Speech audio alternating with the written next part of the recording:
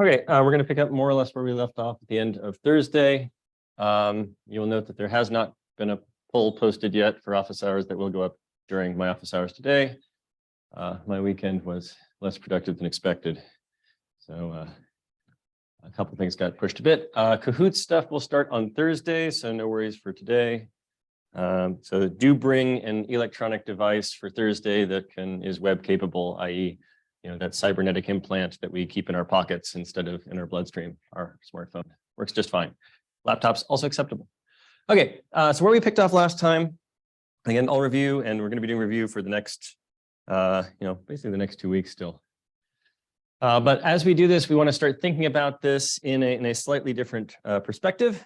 Right? So the 431 perspective on a lot of these things is going to be less about how this is going to let you understand one processor and more about how it's going to let you understand the design of any processor.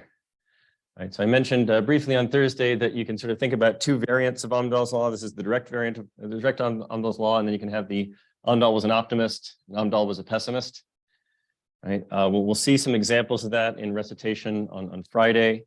I will post some problems in advance so that you can take a look over them before they get worked through during the recitation period. But that will be one of the things that you'll get a chance to look at. Right, and it mostly has to do with the fact that the time affected in a lot of cases can pertain to a lot of things that aren't actually just the thing you're trying to modify, right? So if I go and spend some optimization energy and time and effort on, say, making a better multiplier, maybe my clock rate changes and now I have a global effect, but my effect is not uniform across all the portions, right? So that's where you get both the optimistic and pessimistic version of this. And focus would help. Okay, so with that in mind, right, the best takeaway from Amdahl's law is the options parallel programming is critical, improving serial code execution is ultimately most important, performance is strictly tied to the ability to determine which percentage of code is parallelizable, the percentage of execution time impacted by an improvement limits the overall performance gain from that improvement. Hopefully, we should all arrive at the answer here, D. Right. Parallelizability is where Amdahl's law came from, but it's not, the late 60s at IBM anymore. Even if we will be spending a lot of our time talking about parallelism, it's really about understanding what things did you actually affect, how much did you affect them by? If you didn't affect it, how is it going to get better? Right, which is why the answer to this is you can't. Right. If it's only 20 seconds out of 100 seconds, there's literally nothing you can do to make it twice as fast. Okay. Make the common case fast. And then to summarize where we were trying to get through this on Thursday, we ran short on time. Design time metrics, if you want to evaluate ISAs, can it be implemented? What are the expenditures in either personnel costs, hardware costs, budgets, right? Can you actually build it? Can anyone program it? This used to be a much closer to the metal question, right? So it used to be, apparently people think we're running a synchronous remote class. No, you can watch the recordings. So it used to be that people really worried about, from my ISA design perspective, whether someone could write in assembly in that ISA, right? But since at least the mid-'80s, it's really all been about can a compiler target it, right? Can we figure out how to get code mapped to it? And this still comes up actually as potentially a problem. So a good example of this, a processor from Intel you've probably never heard of, the i432.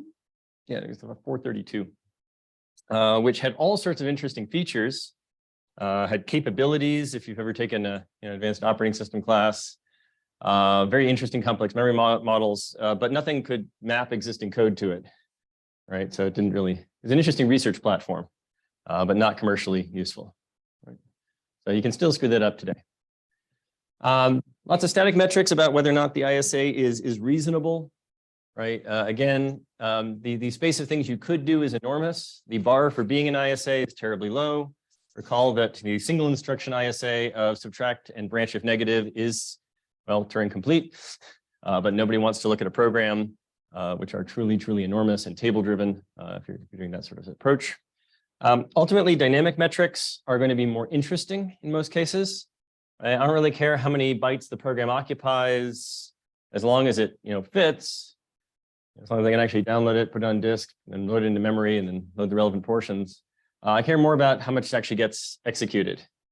So this divergence, right, not just is how many times these things loop, but also even how much of the code ever actually gets executed at all, right? Plays out very differently in a compute kernel where I pretty much run all of the code that I have, right? It's only there to be called, I call it, versus say, big piles of server code where 99% of the time, the thing 24 if conditions down never happens, right? There's lots of code that's not dead. It just doesn't actually get ever run on that particular machine running that particular workload, right? So these things do vary, even in a static dynamic relationship. Okay. So dynamic metrics, harder to measure until you actually go in and test them, but they're the ones that ultimately have the big payoff in practice. So what we're going to lean on mostly, right, for much of this class, until we get to some throughput-oriented metrics, is time to execute the program. Right? At the end of the day, or whether it's a program, whether it's a task, right? That's really sort of the thing that you ultimately care about. If you're worried about power, cost, security, right? Maybe there are different metrics. Yes. Why do we why do we use execution time, not CPU time? Okay. So two reasons. So if you're looking at just the CPU optimization, then most of the time you are going to be really looking at CPU time. If you're looking at full system optimization, then obviously the actual wall clock time is pretty important as well. You just can't make the I/O faster usually, right? So it depends on which box you're trying to optimize versus what you're trying to measure. And those can be two different things.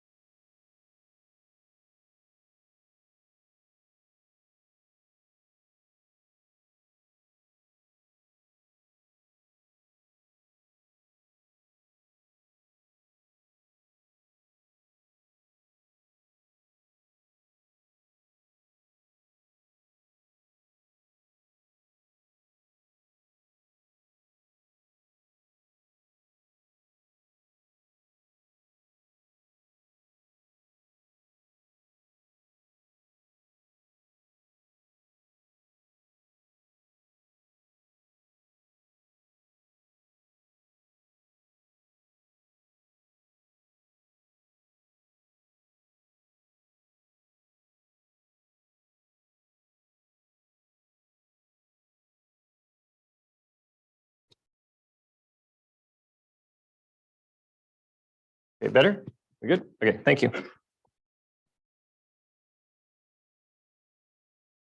Okay. So power, and actually even power and energy, actually it turns out often you do your optimizations a little bit differently, right? So even though this is our focus, again, in the back of your head, right, for when we get past our review, which is very, very much focused just on this, right? Our review is going to be very latency focused. But as we start wandering into the rest of the class, start thinking in the back of your head about what the costs are that we are imposing here, right? Because in general, you're going to get some trade-offs, right? So I can ramp up my cycle time, and this was done, right? If you look at the late 90s, early 2000s, the chief marketing piece for a processor was what was the clock frequency. So they ramped up the clock frequency as very, very high, beyond what was actually diminishing returns even, right? Because you can ramp up your clock frequency, but that tends to increase your CPI, right? So if it took me 5 nanoseconds to do something, right, I can make it take 5 clocks, and I'm not 5 times faster. It's still just 5 nanoseconds, right? If I'm doing some memory access, but it could even be worse, right? It could actually now take 6 clocks to do 5 nanoseconds of work, even if I had a 5 times faster clock. Yeah. So this is like a matter of pick to read one or no, it's that you're going to be pulling on these others as you do various optimizations. Some are better for everything, right? Some may just actually be better for all. So it's not one of the cases where they're mutually exclusive, but in practice, there are dynamic tensions, I think is the right way of looking at it, right? There's some optimizations that will make everything better, but most of these optimizations have some cost somewhere. Yeah. Do you like go in the direction like third option cycle time? Would it be like more likely to get my CPR and my instruction count first? Yeah, so if I'm just optimizing on cycle time as a hardware issue, my instruction count probably doesn't change, right? But I'm usually have a hardware tension along this axis here between the cycle time and the CPI, right? That's an implementation issue. Now, I might, if I'm doing an ISA change, right, have how many instructions I need to execute versus what cycle time is reasonable to achieve. So this is a sort of risk-CISC, like this is an ISA change level question along that axis. So depending on what you're doing, right, you'll get different movement here. But everything ultimately is going to be, we'll keep hitting this over and over again, trade-offs. Nothing tends to be free, right? Even the things that are good for all of these have, if you want to sort of add another axis to this, of the number of transistors you had to throw at the problem, right, tends to increase, right? You spent something, right? There are very few things where we were just doing it wrong the first time and now we figured out something better to do. Okay. Okay, so let's flip through into deck.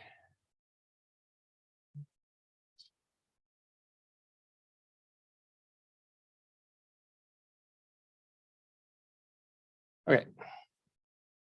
So we are going to go through this at review speed, so fairly fast.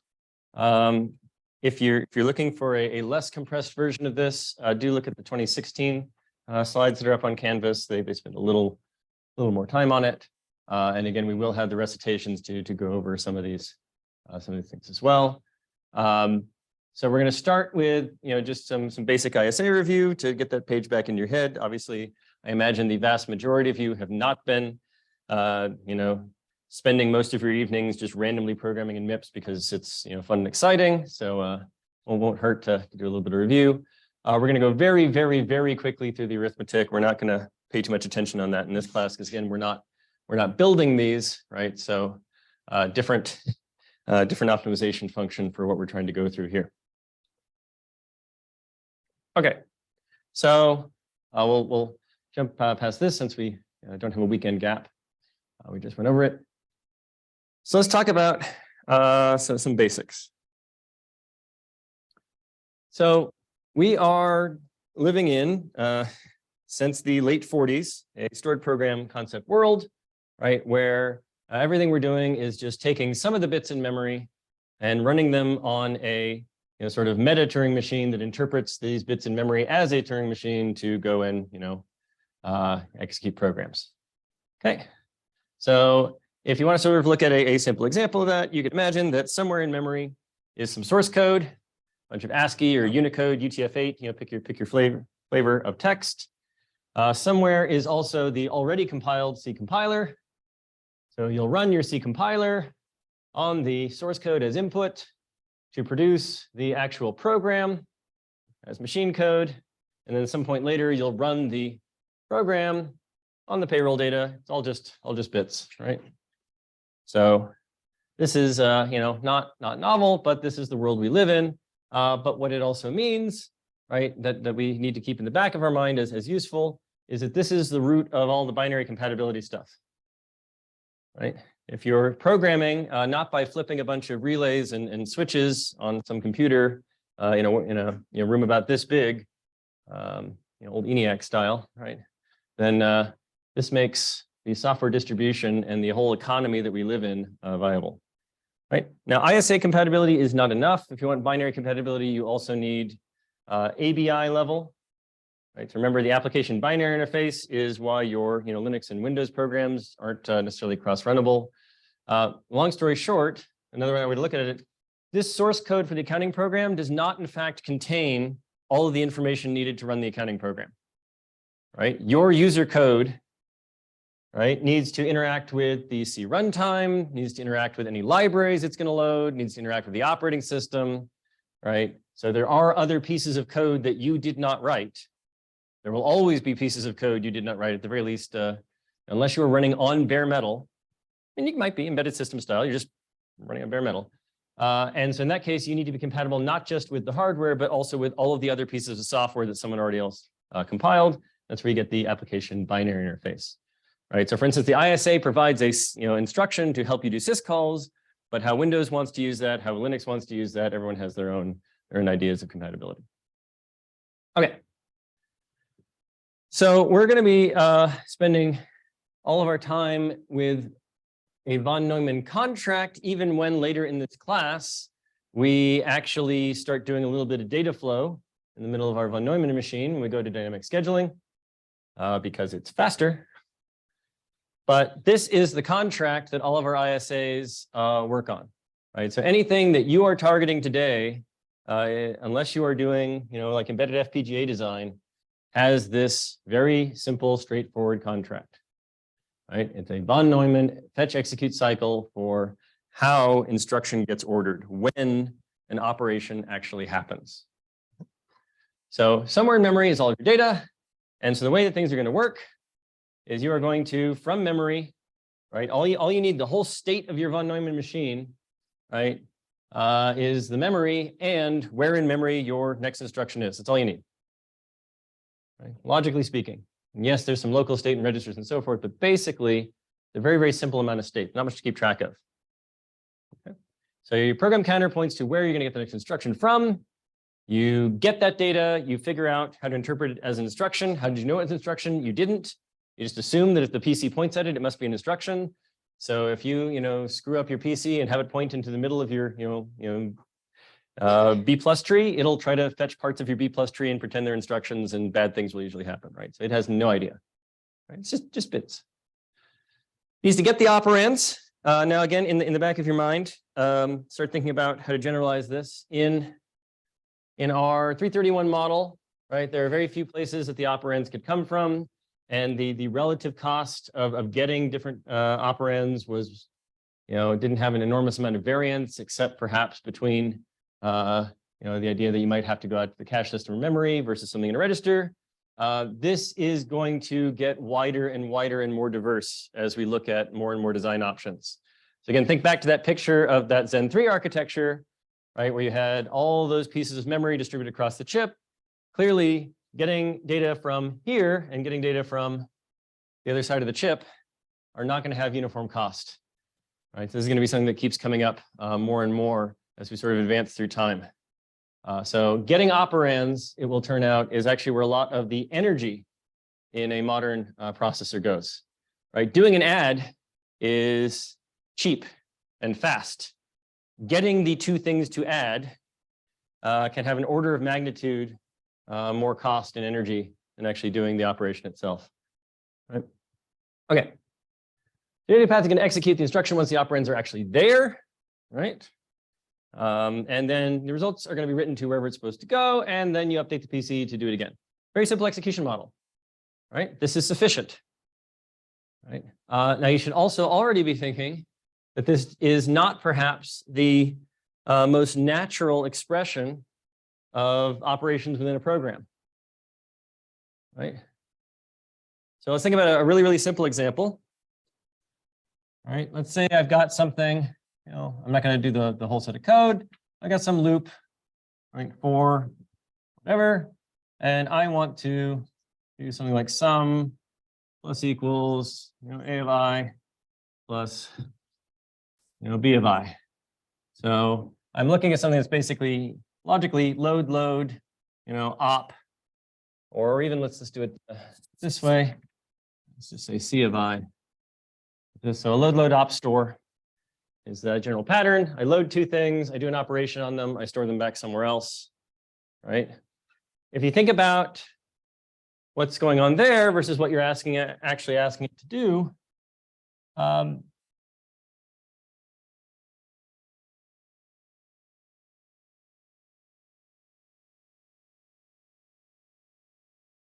right? This says that you should only be in one place at one time doing exactly one thing. But what we really have, if you really want to think about it, is a graph of related producers and consumers of operands. And that graph does not necessarily have a single logical linearization that is natural, it is imposed, right? So for instance, how do I know that I'm supposed to do this load before this load? Well, how do you know in an actual program, right? When this actually gets turned into a binary, why do you do one load before the other?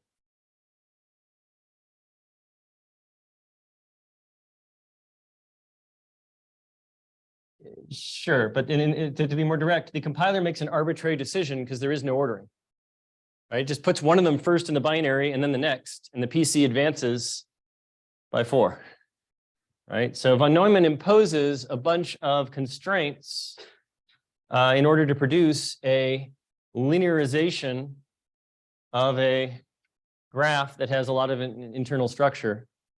So we're not going to come back and exploit all that until quite a bit later in the class.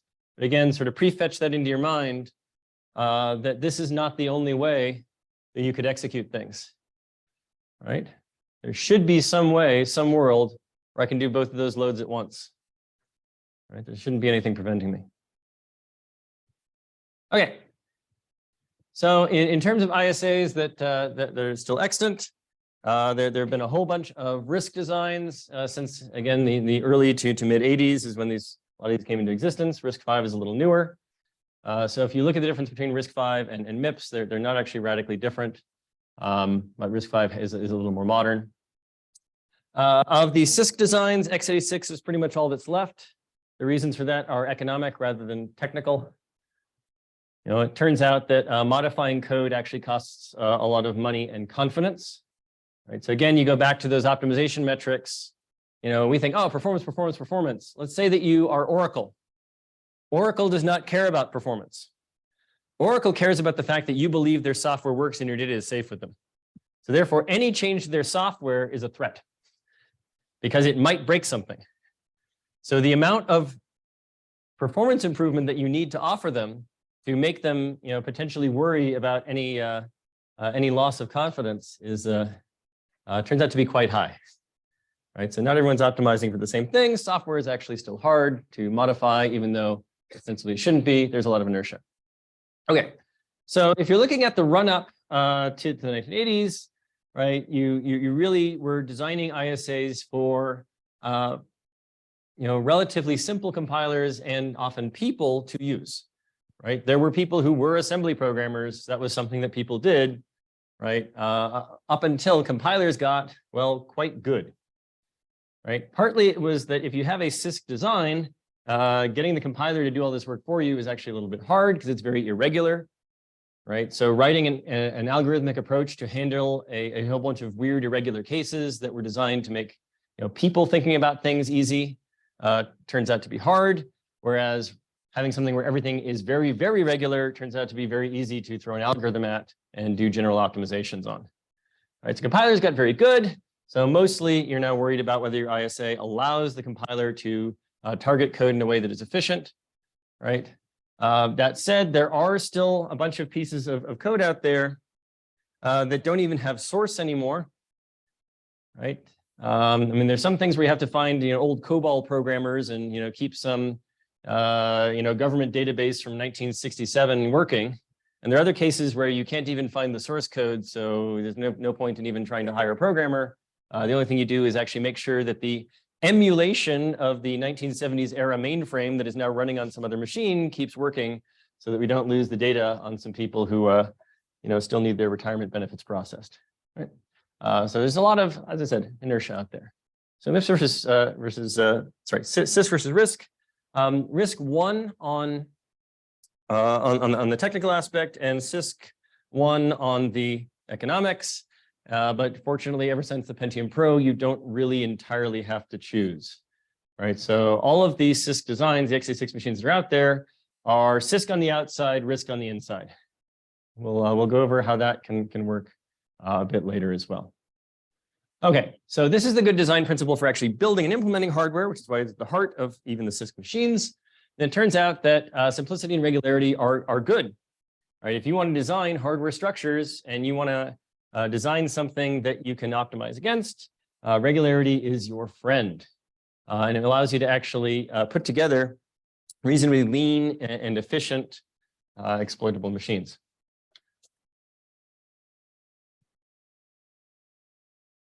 So we'll be looking at MIPS as our sort of prototypical architecture here. But again, if you're looking at something a little more modern like RISC-V, it would not be particularly different. Right. So in the same way that, if you can already know a few Romance languages, then learning a new one is pretty low bar. I think the same thing here. If you've seen a couple of RISC ISAs, the rest of them all look a little bit similar with a few funky accents here and there. Right. So fixed instruction size, small number of formats. Smaller is faster is good for ISA design, also is good for hardware design in general, but we'll come back to that later. Right. So these fewer the number of things that you are trying to do, the less complexity that you have. How do you measure complexity? Well, you can measure it in transistor budgets or engineer hours. It's a little fuzzier than some of the other things we're measuring. But in general, anything that people are worried about working is complex. And anything that is so obvious that it must work must not be complex. There's a good line from Tony Hoare. This is about software design, but he basically said that there are two ways to design software. Right? One in which you make things so clear and elegant that it is obvious that there are no flaws, and the other is to make something so complicated that there are no obvious flaws. The first one is harder, but much preferred. Okay, so again, these all look basically the same. So don't worry about the fact that we're still talking about an ISA that no one's really using anymore, but it's pedagogically convenient. Okay, so what are the sorts of things that are in the MIPS ISA? It's got computational operations, i.e. add or floating point multiply. Well, the floating point stuff is all in a coprocessor model because again, at the time that they built it, they didn't have the resources to fully integrate it. Right. So in 1986, there's not enough room for both the MIPS core processor and the FPU. In the back of your head, always think floating point units are big.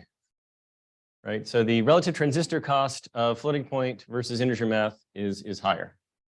Right. So this was added a little bit later. It's optional.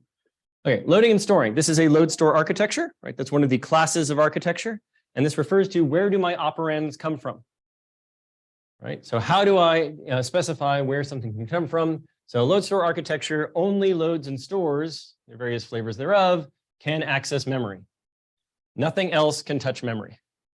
Right. And again, this was a response to the technological trends, even by the mid-80s, where processing costs and memory access costs were already diverging.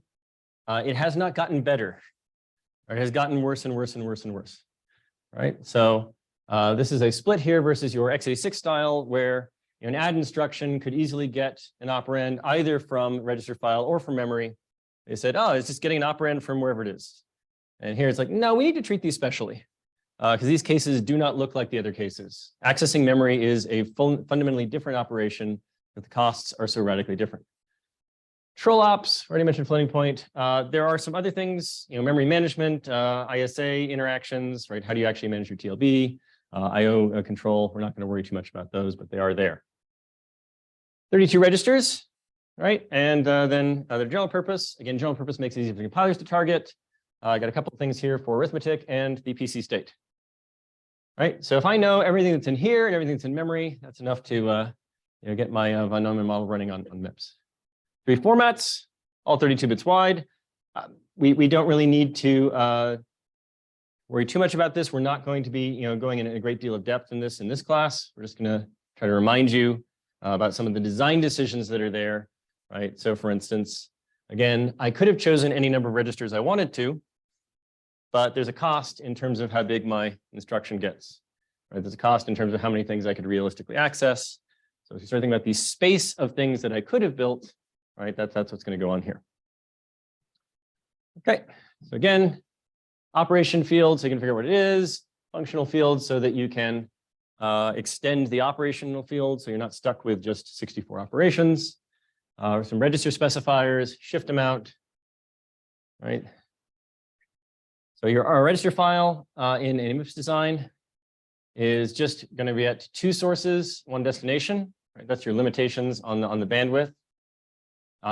Again, you can start thinking about if I wanted to do something like 2 loads at once, that actually isn't going to cut it anymore. Right. So the more that I want to do at once, I am going to have pressures that start to show up in these designs. we will get to those in a couple of weeks. The MIPS memory space, this you probably do want to page back into your head at some point. Byte addressable, going from 0 to 2 to the 32 minus 1 bytes, which would be 2 to the 30 words. A word in MIPS is 4 bytes, and it is big endian. So that first word stored in memory, right? The upper bits of it are at byte 0. The lowest bits of that first word are at in byte 3, right?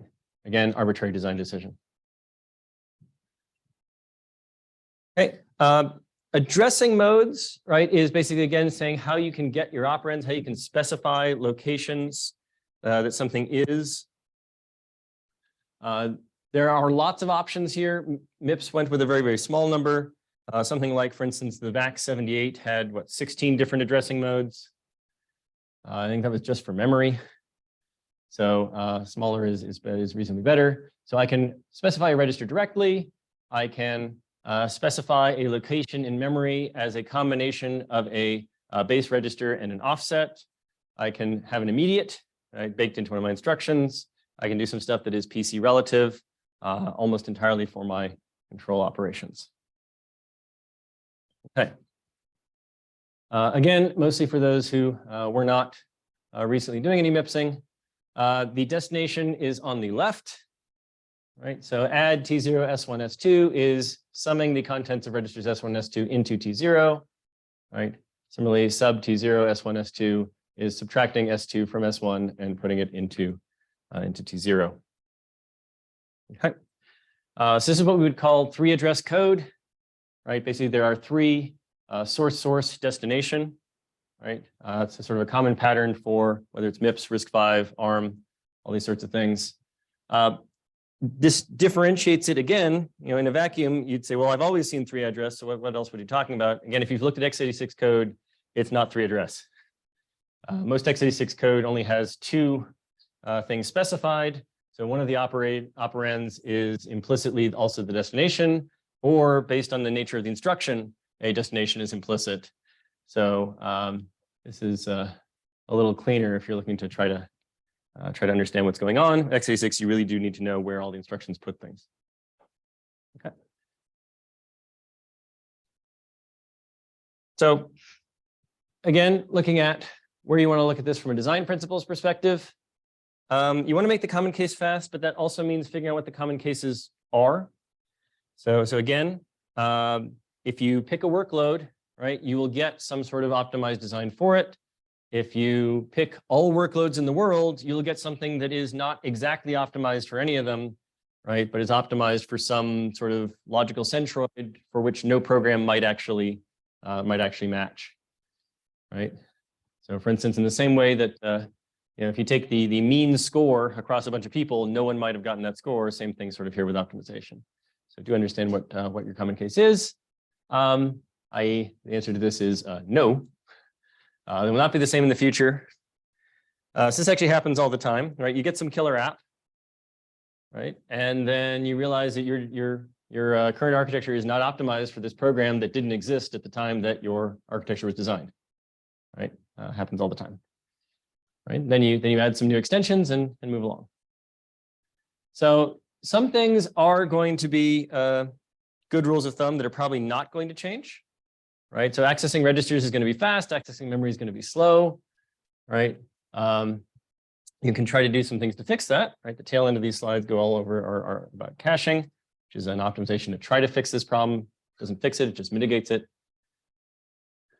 And there are other design decisions in simplicity for the operand. So for instance, if you think about what it means in terms of the design to be a load store machine, you can imagine the counterfactual that MIPS had been a register memory machine. Imagine that my add instruction could get its operands from either memory or the registers file. Think about that, what that would mean for your 5-stage pipeline. Well, it would mean that sometimes I do a computation and then I access memory if I want to just load or store something. Sometimes I need to access memory before I even do any arithmetic. Right? You can see where this starts to become a little more problematic. Right? Even if you're just looking at the overhead, even if I had multiple ports on memory, even that wasn't a challenge. Think about the degree of multiplexing. The more places that I could possibly get something from, the more multiplexers I have, there is a cost, right? So the more options I have, the more cost. The fewer options I have, the simpler it is to actually build something that works well. Okay. Similarly, with the choices about immediates, right? Why do we have, the particular number of bits that we do? Well, you do some common case, profiling and say, well, this should get pretty decent coverage. But that choice particularly is not uniform across different RISC designs. So RISC-V has a lot of instructions with 12 bits of immediate versus MIPS with 16. Some of this is different optimizations for what the pressure for using these different bits was. Again, you get the most bang for your buck with very, very small constants. It'll turn out that there are two constants in particular that are very, very, very common in programs. You want to guess what the two constants are? Well, one of them is baked into MIPS already, so that one should be pretty easy. Zero comes up a lot. One actually is unsurprisingly also reasonably common. 0, 1, and a lot of other relatively small constants are there. I recall doing some surveys on, I think it was spec benchmarks from circa 2000 that I was doing 15 years ago, and I think about 80% of the constants were even actually single byte. So you can get pretty good coverage. Again, depends on your workload. Okay, but there's a compromise because not all of your constants are actually going to be tiny. And if I want to make certain things super fast, like so for instance, 0 was decided to be so useful, I burned a register on it. Right? If I take that approach and just decide that lots of useful constants should eat registers, suddenly I won't have 32 registers anymore. Right? So at some point there's some pushback. Right? I could have a variable length instruction, right, where it says that the next piece of memory isn't an instruction, it's actually a 32-bit constant or a 64-bit constant or some other way of pushing these constants directly into my program. And if you look at, for instance, what the prefix codes in x86 do, they basically work that way. They tell you how to interpret the next set of bytes so that you can actually encode these full-length constants and so forth. But you get variable length instructions, and decoding becomes challenging, I think, is a generous term for decoding x86. I think the more appropriate phrase begins with cluster and does not need to be completely uttered in this class. So what you do, how do you make these design decisions? You go out and do some work, right? And you get the best notion of what your common case is at the time, right? And again, it's actually a little tricky because you know that this machine is probably not going to actually be built for several years. So you're actually going to be speculating on the workload as well, right? So Intel didn't, 3 months ago, decide what Sapphire Rapids was going to be. Sapphire Rapids has been, which just came out. I don't know how many people were paying attention to that. It just came out last week. That's been under design for several years. So if you go and you work with Intel on some research project for computer architecture, you're not designing the next processor. You're designing 2 or 3 generations ahead, because, well, again, just as with Oracle, Intel is very concerned that everything they do works. So a lot of time in verification after these initial design decisions. Okay, so you make some speculations about what's going to be your common workload. You're going to be wrong, but hopefully you're going to have useful insights. Right? All models are wrong. Some models are useful. That's the right way of looking at this. So you make good educated guesses. You do the analysis and you optimize for what you think that's going to be. Right? So another example of a compromise, right? There are lots of branch conditions you could have. MIPS gave you, 2 common ones, and then a few that all do direct comparisons to 0 using the 0 register, right?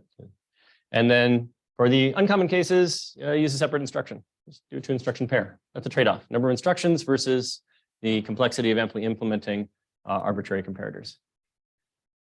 There are some other flavors of OISA around. So again, GPR, which you can, well, so again, I said in x86, it's a register memory machine. So these don't all have to be memory. These can memory or register in any of these cases here. So this Load store machine, that's your MIPS, your risk dial.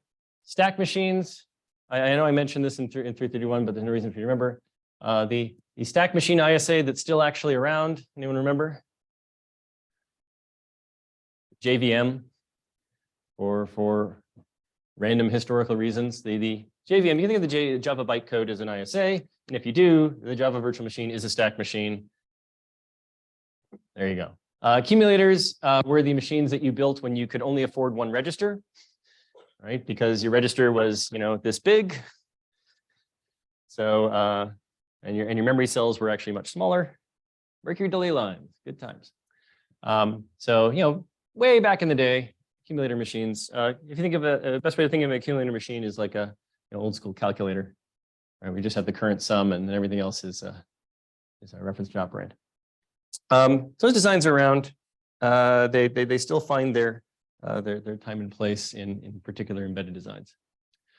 Okay, the register file itself is the most state that is local to the data path. It is not part of the memory system, so do keep this in mind. Right. So if I put something in my register file, nothing else can see it in my multi-core machine. If I put something in memory, memory will turn out to be shared. That's how they're going to communicate. Registers are all private. They do not actually participate in any of the protocols designed to make memory useful for multiple processors. This is also amusingly why if you compile something -00 without any optimizations on at all, which does not promote things from memory to registers, some of your parallel programs will work, well, some of your buggy parallel programs will work differently with compiler optimizations turned off and on, because they will actually push things that would logically be in registers out to memory. But we'll get to that more in like 12 weeks. Okay, so hopefully you can remember your logs of powers of 2. For small powers of 2, log 2 of 32 is 5, so that's an order just bits neat. Okay. Code density happens to be kind of important, right? So you're going to be spending a lot of time fetching instructions, right? So again, if you look at that von Neumann model, I get everything from memory. The von Neumann model doesn't say anything about cache. So I would like to have to fetch as few instructions from actual memory and put them in my cache as possible.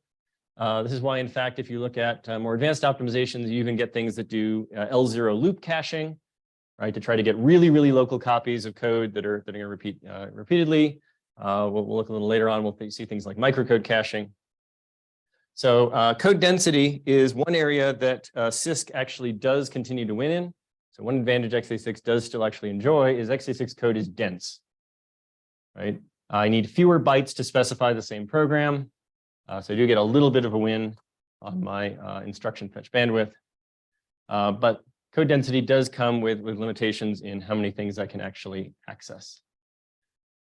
Okay, so more relevant to the class going forward, if you remember how to read MIPS code, right? You won't be writing a lot of it, but if we ask you to schedule something on various pipelines, you do need to actually figure out what the heck the code was trying to do.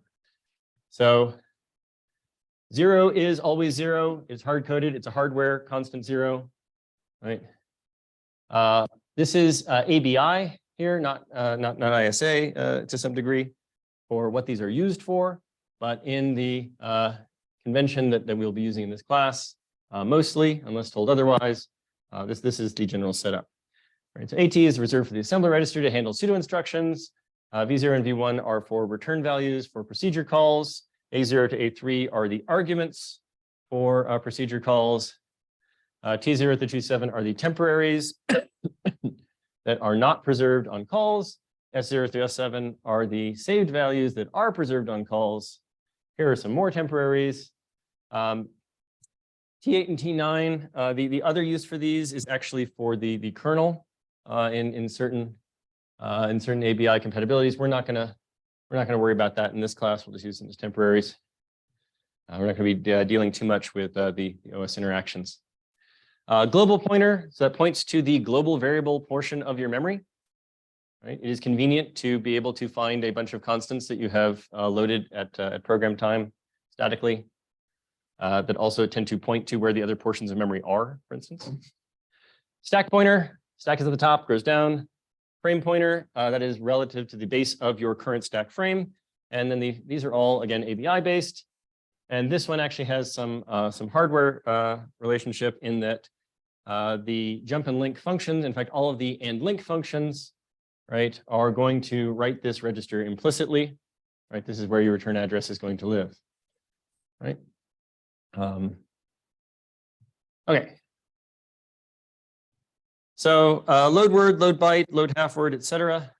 Right? That is how you get things from memory into a register. Again, because it is a load store machine and none of the operations on data can work, except all the operations on data only work on registers, you do have to load them into a register first. The format looks like this. So here's the base register, here's the offset. The offset is a constant, and there's the destination register.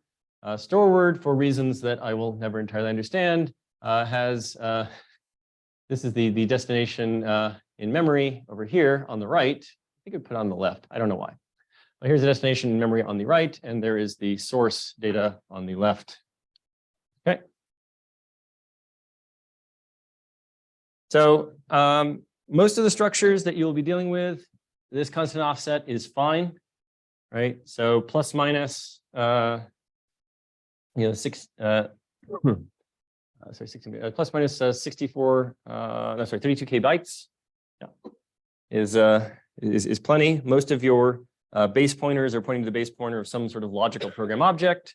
Most of your program objects aren't that big, right? So there you go.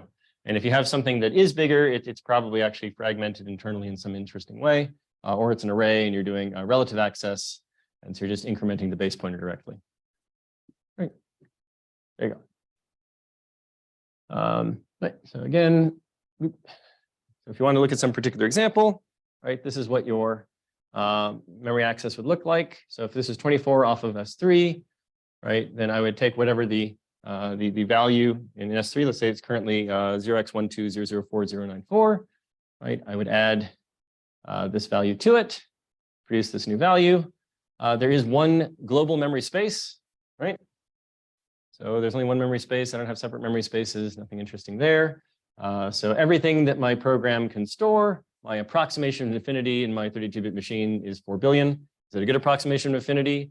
It was a decent approximation of infinity in 1986, less so now. Right, we're running 64-bit machines these days.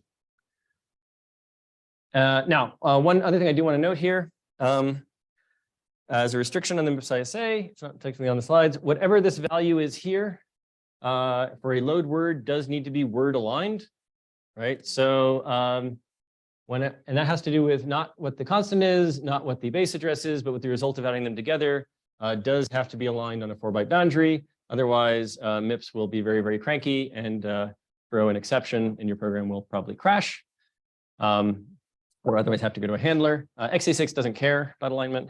Again, it's an older ISA. Okay, we are doing big endian. x86 is little endian. This actually means, interesting enough, there's also one thing that's not listed here that's not an ISA specific, but is still endian that is very important. Which is network endianness, right?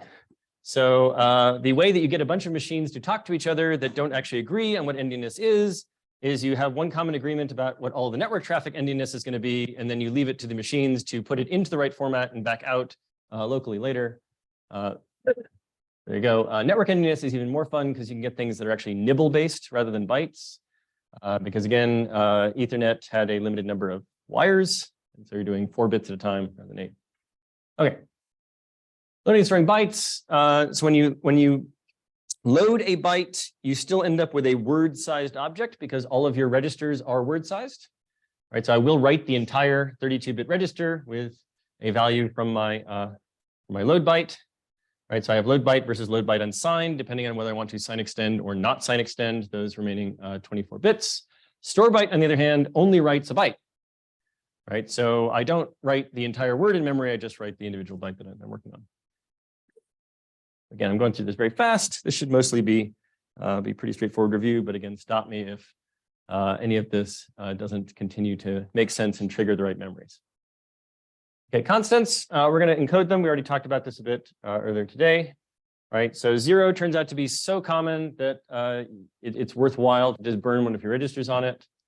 You could burn more, but with only 32 registers, you probably don't want to, right?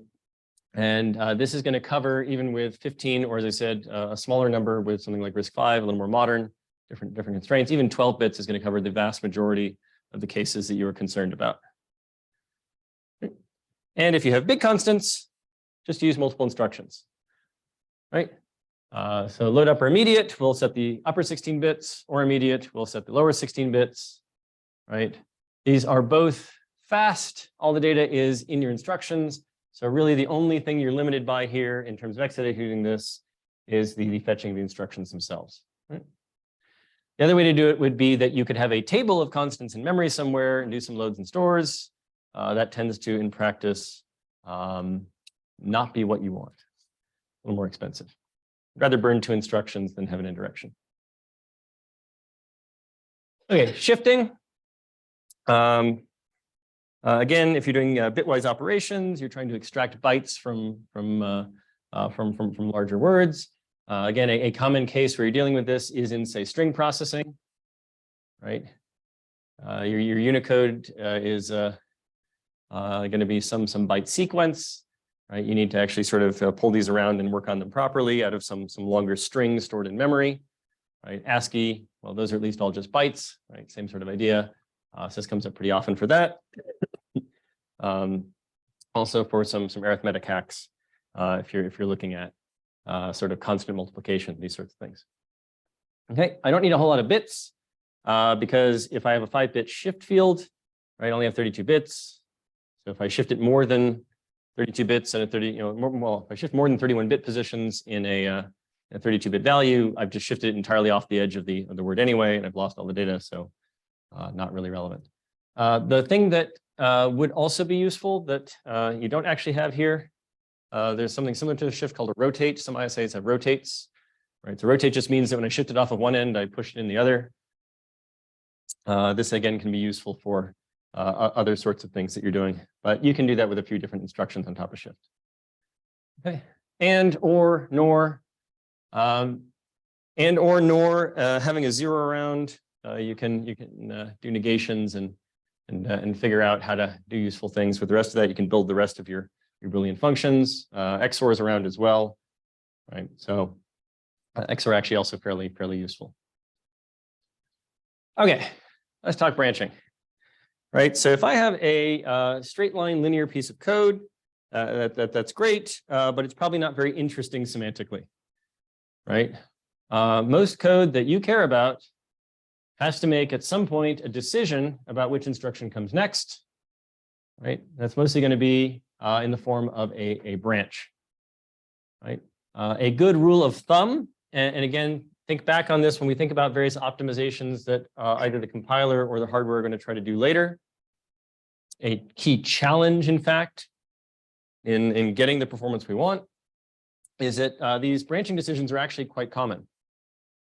If you were to go and analyze some real running code, you would probably find that anywhere from 20 to 30% of all of your instructions are actually conditional control flow instructions, right? Again, depends on your workload. If I'm multiplying matrices, it's a lot lower.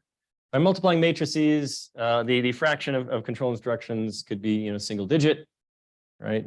Single digit percent. If I am doing a chess program, it could be even higher, right? And we're just going to have the branch not equal, branch equal, right? Those are the ones we're gonna rely on. Does MIPS have more branch instructions? Yes, they mostly relate to like branch greater than 0. Right? The various things that do implicit zeros. We're not going to worry about those. They're not really going to show up in the code examples that we're going to run through our scheduling that we care about later. So as long as you know BNE and BEQ, you're good to go. Right? They're just the opposite of each other. Branch when equal, branch when not equal, and you just are specifying something relative to where you currently are, i.e. the PC is implicitly an operand to the result of this branch instruction. Right? You're basically operating on the PC implicitly. I'm basically going to set the PC to one of 2 potential values. Those 2 values are fixed, right? So they're not dynamic. If you need to have dynamic dispatch, you would use something like jump register. right? So the vast majority of your code decisions, your for loops, your while loops, these are all going to be branches. Function pointers, method dispatch in polymorphic objects, those all get handled by something like a jump register, jump table, right? Where I have a data dependent place that I'm going to go, one of n different places, right? I build that differently. Those code constructs are fortunately relatively uncommon in the grand scheme of things. These are the vast majority of what you're working with. Okay. All right. So again, I'm not gonna belabor some of the questions here. Again, the slides are up. You can go review them, or even the slower version from 2016. But we know that all of our instructions in MIPS are word aligned. So we're just going to assume that the lower two bits are zero. So we're not going to bother to waste some of our immediate bits encoding them, right? So simple hack, get two more bits of effective space. So rather than 16 bits of byte offset, we're now getting 16 bits of word offset, right? So we get 4 times the range we would have had otherwise. And the insertion is basically free. And we just need to do a couple of adds. And adds are cheap. Right. So again, 1986, an adder is, an expense you could notice. Today, if I need an extra 1,000 adders, I'm like, okay, adders are cheap. If I need an extra port on my memory, I'm like, whoa, we got to talk about this. Adders are tiny and cheap. Okay. So the set less thans, so this is one of the few cases where the signedness actually matters, right? So if I want to actually compare 2 different things, it kind of matters whether I'm interpreting it as a signed or an unsigned value. So we do have both signed and unsigned comparisons. So I can set less than versus an immediate. I can set less than versus 2 registers. I can set less than unsigned with 2 registers. I can set less than immediate unsigned, which has some funky behavior in terms of the signed extension of the immediate, but the comparison, once you've done it, is unsigned. Okay, so not too many things to remember. We're doing on time. No, we're good. Okay, there are lots of things you can do compared with 0, right? So if you look at what the code your compiler is going to produce is, whatever your actual condition was, it's probably going to rewrite it so it can make use of the 0 register to simplify the logic for the comparison, right? The compiler is free to do that. So your for loop that is comparing to some n, right? It can flip that around so that it can do comparisons against counter and 0 instead, et cetera. But these are the other variants. You won't see them too often. BGTZ. This is actually a real instruction, BGT not, right? So you can do all these other ones here just with pairs. If I need to go very far away, if 16 bits was not enough, I can do a jump. Again, depending on the ISA that you're looking at and how far you need to go and the type of code, this will be more or less common, right? So again, if you were looking at a relatively tight computational kernel, you don't have that much code. Right? If you look at the compiled version of matrix multiply, it is not very big. Right? If you look at the compiled version of Apache, it is very big. Right? And the particular place that you're trying to go in that Apache code base may not be well localized. Right? Any random thing might cause you to dispatch all over the place within your code base. Right? Very different behaviors in server code versus complex computational code. So this sort of pattern in something like that, actually reasonably common. I need to jump to some other part of my code that's actually very far away and handle some particular exceptional case. In most of your code, however, it's going to be fine. Okay, jumps reasonably rare. We're not going to worry about them too much. They do exist. The more interesting one is this. So jump and link, right?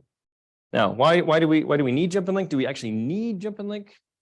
I mean, you could emulate this with a series of other instructions, but it turns out that by 1986 we have figured out that the software engineering technique of having functions is good, right?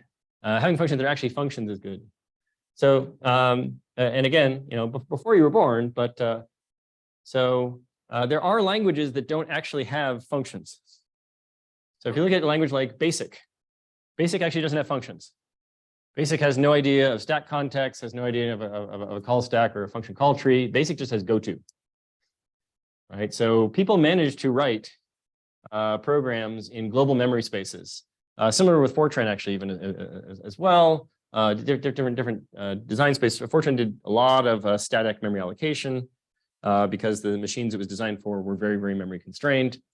So it turns out you want this instruction here. It is the common case in any software you're running even in the 1980s and still today. You want to be able to not do everything in main. Yes.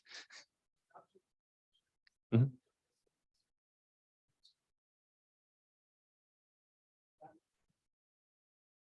Okay, yes. So there were ISAs that tried to specifically optimize the notion of context even down to the register file. So Spark has the notion of I'm going to forget the actual term for it, but it has a notion of register windows.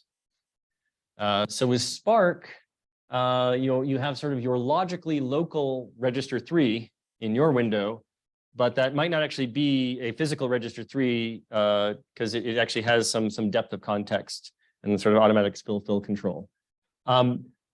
That turned out to not be a great hardware software savings point. So this is sort of a more common model of software controlled spilling and filling of the older versions of these registers into memory somewhere if you need to save them.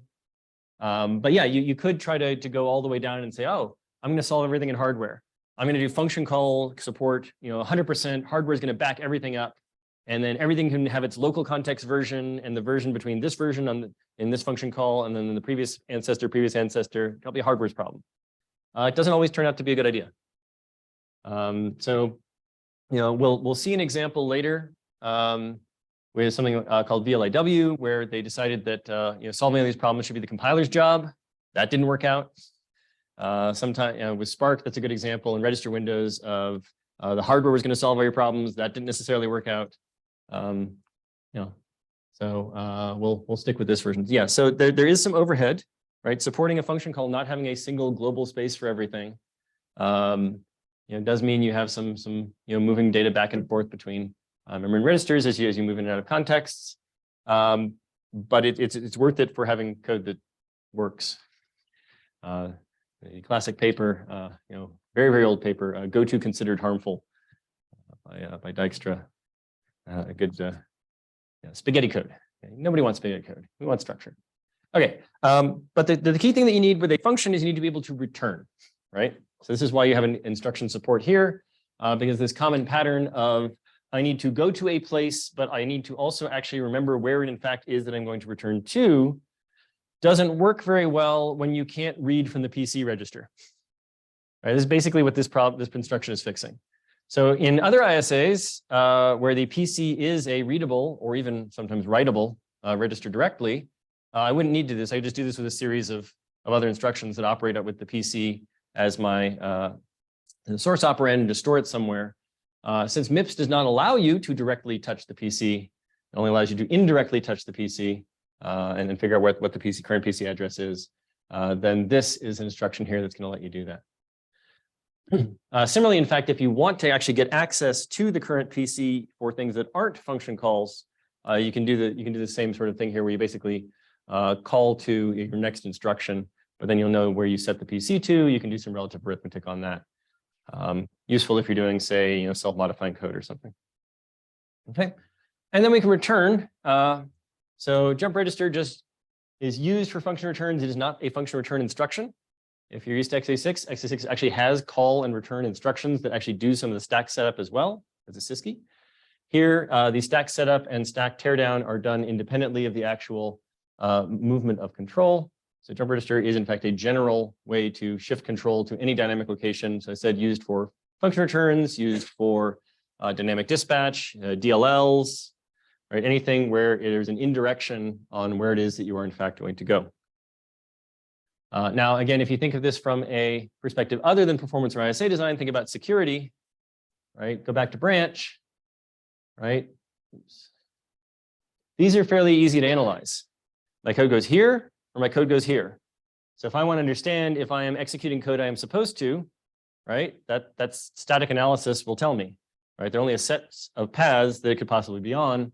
As soon as you get something like this, too far. This is a little more complicated, right? Trying to look at the set of all possible places this jump register might go, right, expands the complexity of any analysis quite a bit. Again, start paging in other potential optimizations, other things you might want to be doing other than just making a fast computer as you think about this review. Okay, so what were we doing when we do a function call in MIPS? We do a little bit of stack setup, right? We have to pass the parameters so that you can actually figure out. Excuse me. Well, you need to pass the values of the parameters at the time of the function call so that you can actually execute the function. MIPS has this is again an ABI issue. Right, so this has nothing to do with the hardware specifically. The hardware does not pass registers values for function calls. It expects the software to have done this. There's a particular place that you would expect your first 4 arguments to be. Right, again, most function calls don't have a very, very large number of arguments. A compromise. Could I pass 8? Sure, but then I would have fewer registers. Right, could I pass 2? Sure, but then I'd have to do more things passed by memory rather than passed by register. Okay. So there's some setup. I'm going to put all these in places where the callee knows where to find all of its arguments, right? Potentially by basically pointers to some other structs where the rest of the arguments are. The compiler will have figured out where all this needs to be. In the vast majority of cases, the good news is that the amount of data I need to allocate is known at compile time. Right, so if I have a function that has a fixed number of arguments, I know exactly how much space I need to allocate in order to store all the arguments it's going to be called with. There are things with variable numbers of arguments, so you do need a level of indirection. So think printf. How many arguments does printf take? As many as it needed. Right, so you can have more complex cases. We're not going to dwell too much on that. Again, we're going to try to make the common case fast and the uncommon case correct. So once everything is in a position where the callee by ABI compliance knows where to find its arguments, you transfer control to it. It's going to grab any operands it needs, do all the work that it needs to do. If it is going to need additional registers, for instance, it's going to call things itself. Right? It's going to do its own stack management of the current values of the S registers, et cetera. And eventually, it's going to return in V0, V1.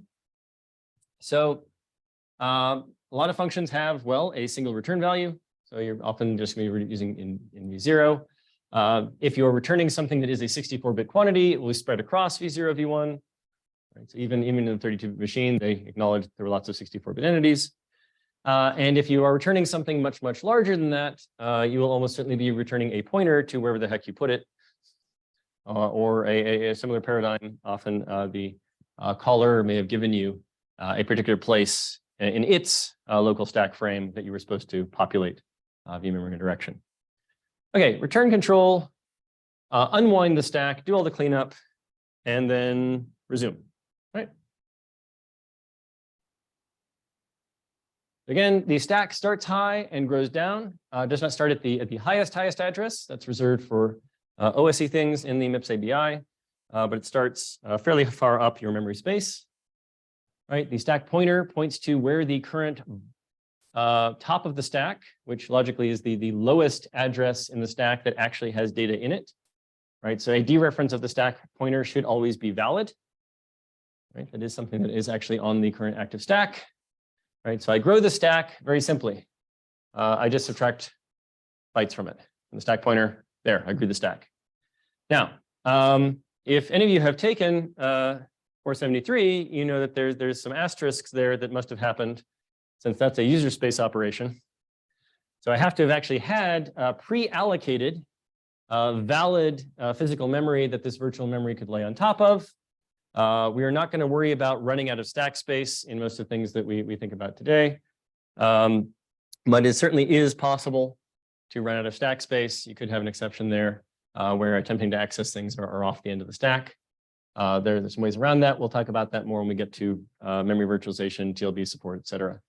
But assuming that it's at least mapped into user space at all, right, this is cheap.